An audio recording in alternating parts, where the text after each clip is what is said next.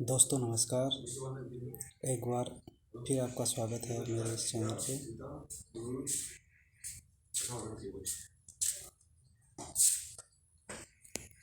दोस्तों आज मैं इसी श्रृंखला को आगे बढ़ा रहा हूँ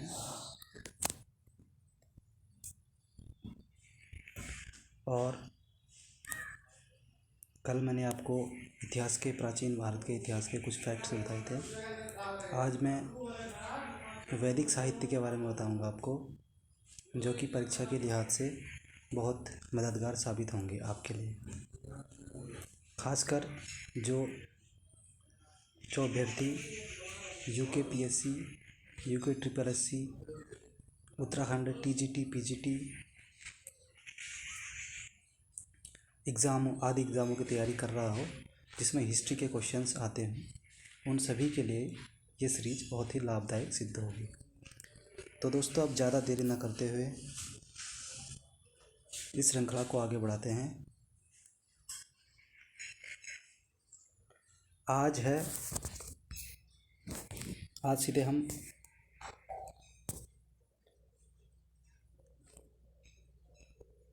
वैदिक काल से पढ़ेंगे साथियों, जो कि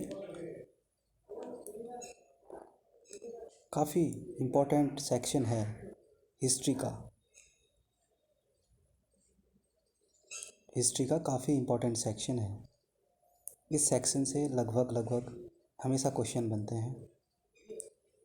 तो साथियों शुरुआत करते हैं इस श्रृंखला की।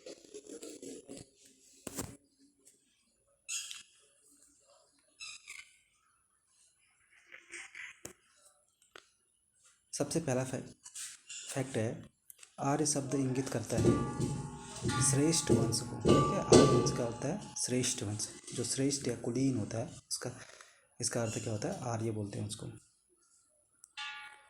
ठीक है, दूसरा है क्लासिकी संस्कृति में आर्य शब्द का अर्थ क्या है।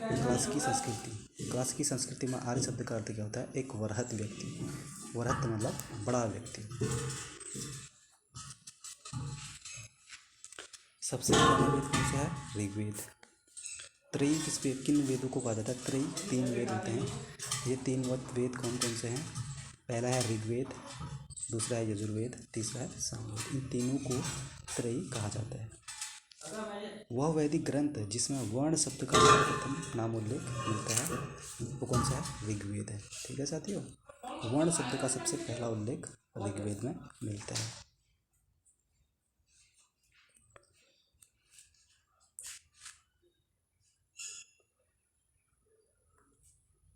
वर्ण व्यवस्था से संबंधित पुरुष सूक्त मूलतः पाया जाता है ऋग्वेद। अब सम्मिलित करने के लिए आए हैं, जैसे ऋग्वेद औषधियों से संबंधित है, अथर्ववेद औषधियों से संबंधित है, ऋग्वेद ईश्वरीय महिमा, यजुर्वेद बलिदान, सामवेद संगीत।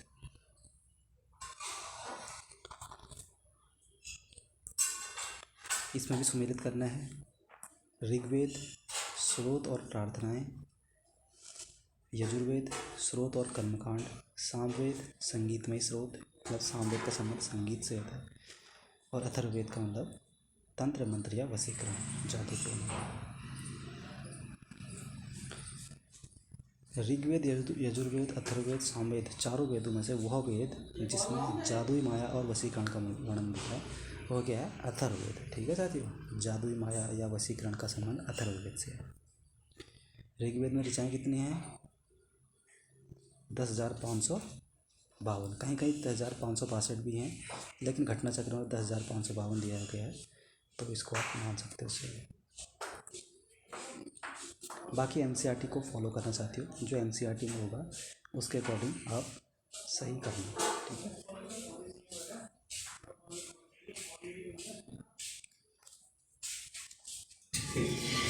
अब देखिए ऋग्वेद में मंडल की संख्या कितनी है, 10। अब देखिए ये वेद हैं, इनके ब्राह्मण हैं। ऋग्वेद के ब्राह्मण कौन है, ऐत्रेय। सामवेद के ब्राह्मण कौन है, पंचविश। अथर्ववेद के ब्राह्मण कौन है, गोपत। यजुर्वेद के ब्राह्मण कौन है, सतपथ। ठीक है, अच्छा, ऋग्वेद का वह मंडल जो पूर्णतः सोम को समर्पित है, 9वां मंडल। बहुत ज़्यादा इंपॉर्टेंट क्वेश्चन है, ठीक है दोस्तों, ये बहुत इंपॉर्टेंट क्वेश्चन है।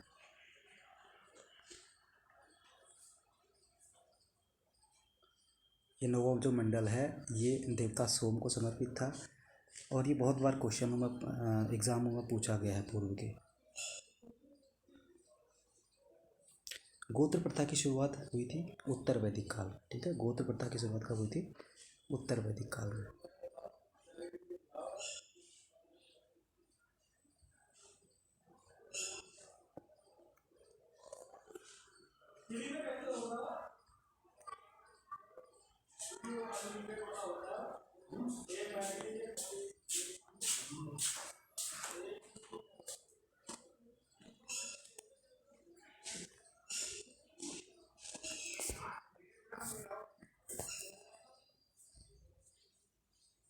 आपको क्लीन दिख रहा है साथियों? क्षमा चाहूँगा अगर आपको थोड़ा सा क्लीन ना दिख रहा हो, तो मैं वैसे समझ पा रहा हूँ। आगे से कोशिश की जाएगी स्पष्ट दिखाने की।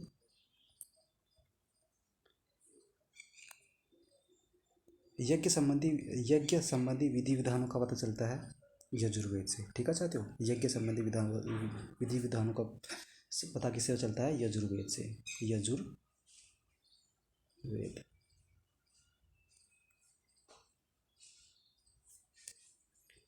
जितने भी वेद हैं इन यजुर्वेद, सामवेद, अथर्ववेद में से वह जिसका संकलन ऋग्वेद पर आधारित है। इन तीनों वेदों में से ऋग्वेद पर आधारित किसका संकलन है? सामवेद का, ठीक है। सामवेद। सामवेद।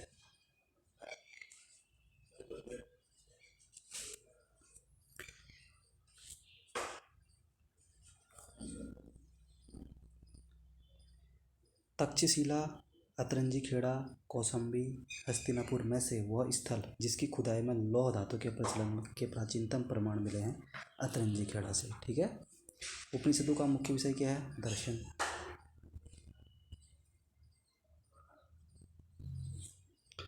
ऋग्वेद, परवर्ती संहिताएं, ब्राह्मण तथा उपनिषद में से वह वैदिक साहित्य जिसमें मोक्ष की चर्चा मिलती है उपनिषदों में, ठीक है। उपनिषदों में किसकी चर्चा मिलती है? मोक्ष की चर्चा मिलती है। मोक्ष शब्द का सबसे पहले उल्लेख किस में हुआ है? मोक्ष शब्द का सबसे पहला उल्लेख हुआ है श्वेताश्वर उपनिषद में। मोक्ष शब्द का सबसे पहला उल्लेख किसमें हुआ है? श्वेताश्वर उपनिषद में। अध्यात्म ज्ञान के विषय में नचिकेता और यम का संवाद किस उपनिषद से प्राप्त होता है? वह है कठोपनिषद से। उपनिषद काल के राजा अशुपति शासक थे, कहाँ के? कैकई थे, कैकई के। वैदिक साहित्य का सही क्रम क्या है? पहला है वैदिक संहिताएं, फिर दूसरा है ब्राह्मण अरण्य, फिर उपनिषद।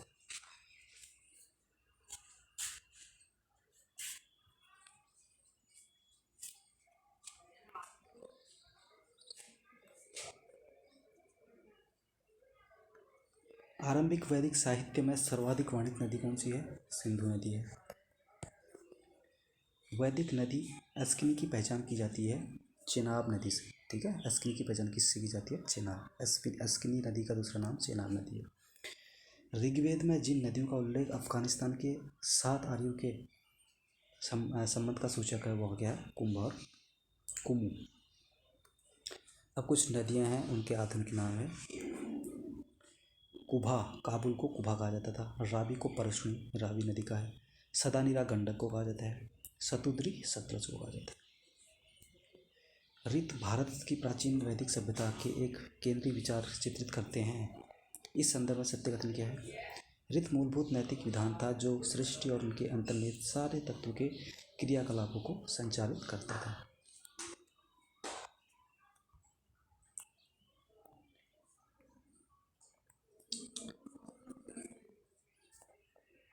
वैदिक देवताओं में उनका पुरोहित माना जाता है किसे? बृहस्पति को, ठीक है। वैदिक देवताओं में उनका जो पुरोहित है वो बृहस्पति को माना जाता है। लोपामुद्रा, गार्गी, लीलावती, सावित्री में से वो ब्राह्मणवादिनी जिसने कुल वेद मंत्रों की रचना की थी, कुछ वेद मंत्रों की रचना की थी, वह लोपामुद्रा जी ने। लोपामुद्रा ये चारों ब्राह्मणी है, ब्रह्मवादिनी, उस टाइम की पढ़ी लिखी महिलाएं और सन्यासी टाइप की ना, सन्यासी टाइप की थी। तो ये इन्होंने क्या किया था, इन्होंने कुछ वेद मंत्रों की रचना की थी। लोपामुद्रा काफ़ी फेमस स्टेटमेंट है ये। लोपामुद्रा काफ़ी चर्चित महिला थी इस वक्त की।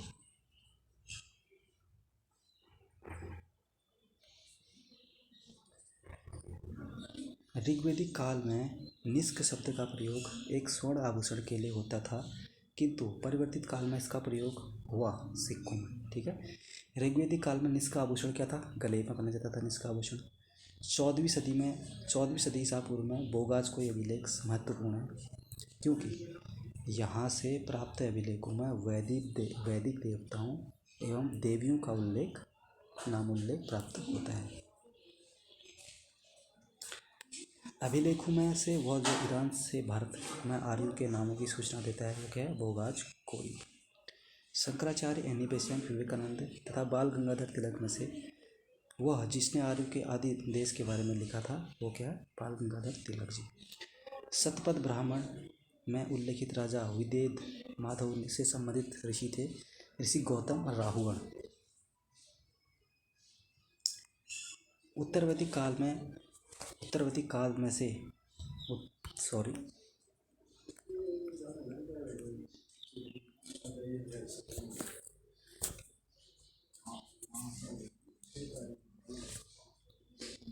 उत्तरवैदिक काल में से आर्य संस्कृति का धुर समझा जाता था कुरु पांचाल को। गोत्र शब्द का प्रयोग सर्वप्रथम किसमें हुआ है, ऋग्वेद में।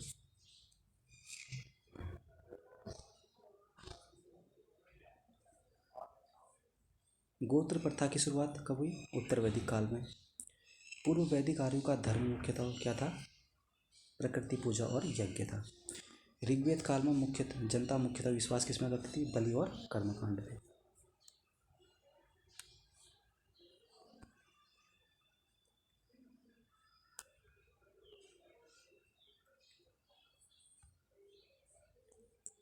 ऋग्वेद में उल्लेखित प्रसिद्ध 10 राजाओं का युद्ध लड़ा गया था परशुनी नदी के किनारे में।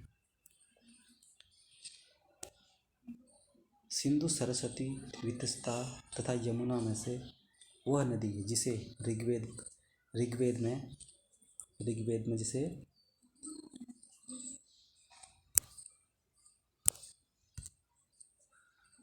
माते तमा, देवी तमा, नदी तमा मतलब नदियों में उत्तम, देवियों में उत्तम और माताओं में माते मतलब माताओं में उत्तम के रूप से संबोधित किया जाता है, वो सरस्वती नदी।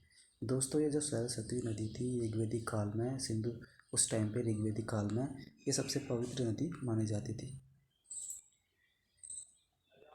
ऋग्वेदिक आर्यों के पंचजन थे, कौन कौन से थे ऋग्वेदिक आर्यों के पंचजन, यदु, द्रुह्यु, पुरु, अनु और तुरशु।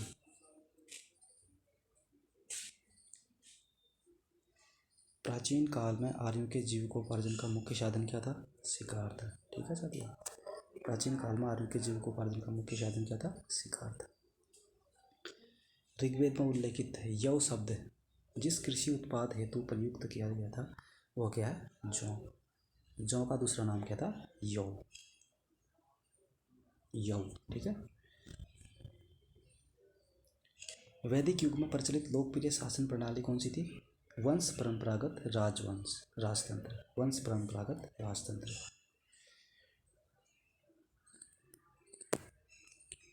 सभा और समिति को प्रजापति की 2 पुत्रियां किस वेद में कहा गया है, अथर्ववेद में। आयुर्वेद अर्थात जीवन का विज्ञान का उल्लेख सर्वप्रथम किस में मिलता है, अथर्ववेद में। ऋग्वैदिक धर्म क्या था, ऐक्यवादी। ठीक है, ऋग्वैदिक धर्म क्या था, ऐक्यवादी था। सर्वाधिक ऋग्वैदिक सूक्त समर्पित था किसको, इंद्र को। ऋग्वेद में इंद्र के बारे में सर्वाधिक संख्या में मंत्र संबंधित है अग्नि से। ऋग्वेद में युद्ध देवता समझा जाता था इंद्र को। ऋग्वेद में कौन से देवता युद्ध देवता के नाम से जाने जाते थे, इंद्र। पूर्व वैदिक आर्यों का सर्वाधिक लोकप्रिय देवता क्या था? इंद्र था। 800 से 600 ईसा पूर्व का काल जुड़ा है ब्राह्मण युग से। ठीक है, 800 से जो 600 ईसा पूर्व का जो काल है वो ब्राह्मण युग से जुड़ा हुआ है। गायत्री मंत्र के नाम से प्रसिद्ध मंत्र सर्वप्रथम मिलता है। गायत्री मंत्र का उल्लेख किसमें मिलता है? ऋग्वेद में। गायत्री मंत्र की रचना किसने की थी? विश्वामित्र ने। ठीक है, सर्ग, प्रतिसर्ग, वंश, मनवंतर और वंशानुचरित सांकेतिक संकेतक है किसके? पुराणों के। पुराणों की संख्या दोस्तों कितने हैं? 18 पुराण हैं।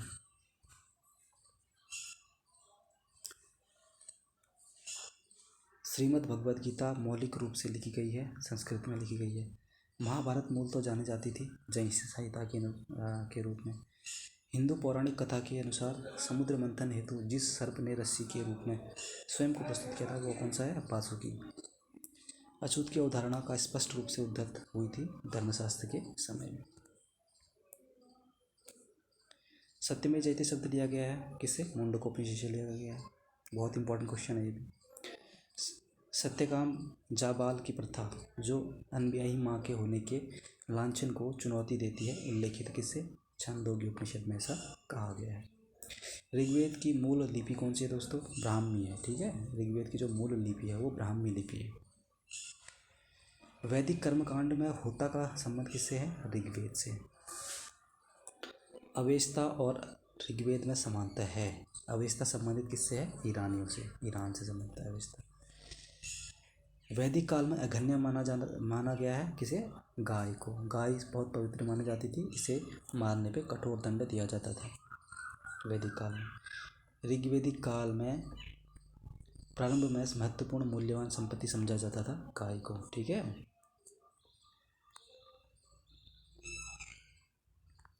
दोस्तों 2-3 फैक्ट्स और रह गए, इनका रिवाइज भी आपको बहुत ज़रूरी करना चाहिए।